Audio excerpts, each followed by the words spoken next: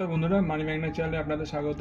আজকে আপনাদের সাথে গোল্ড এবং সিলভার প্রাইসের একটা নিউজ, যেটা এমওএফএল অর্থাৎ মতিলাল ওসওয়াল যে ফাইন্যান্সিয়াল কোম্পানি আছে তাদের তরফ থেকে, মানে ব্রোকারেজ কোম্পানি আছে তাদের তরফ থেকে একটা আপডেট এসছে। সেই আপডেটে জানানো হচ্ছে যে 2026-এ সিলভার প্রায় 3,20,000 টার্গেট দিচ্ছে মতিলাল থেকে।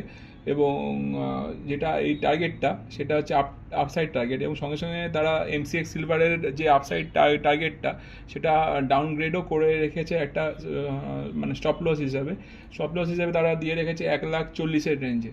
অতএব এখানে সিলভার প্রাইসের একটা আপসাইড আমরা এই বছরে আমরা দেখতে পারবো, সেটা সম্ভাবনা রয়েছে। এবং সিলভার রিসেন্টলি একটা মানে ভোলাটালিটির মধ্যে দিয়ে যাচ্ছে, কারণ কি লাস্ট টাইম সিলভার আমি আলোচনা করছিলাম তখন ছিল 2,62,000, সেখান থেকে অনেকবার বড় সড়ো ফল আসে, প্রায় 20,000, 22,000, কখনো 10,000-এর ফল আসে। এবং লাস্ট সিলভার ট্রেড করছিল 2,00,000, অলমোস্ট 2,52,000-তে।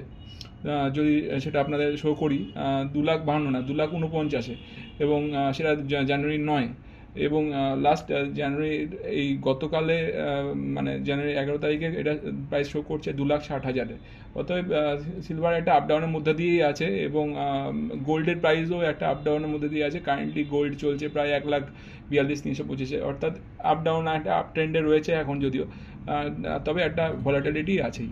তো এই মুহূর্তে এই অবস্থায় যদি বলেন না যে ব্রোকারেজ তরফ থেকে বলা হচ্ছে যে এটা আপসাইড একটা আমরা দেখতে পাবো গোল্ড সিলভারে, তো কিন্তু আমি বলছি যে এই মুহূর্তে ব্যাপারটা রিস্কি পজিশনে রয়েছে।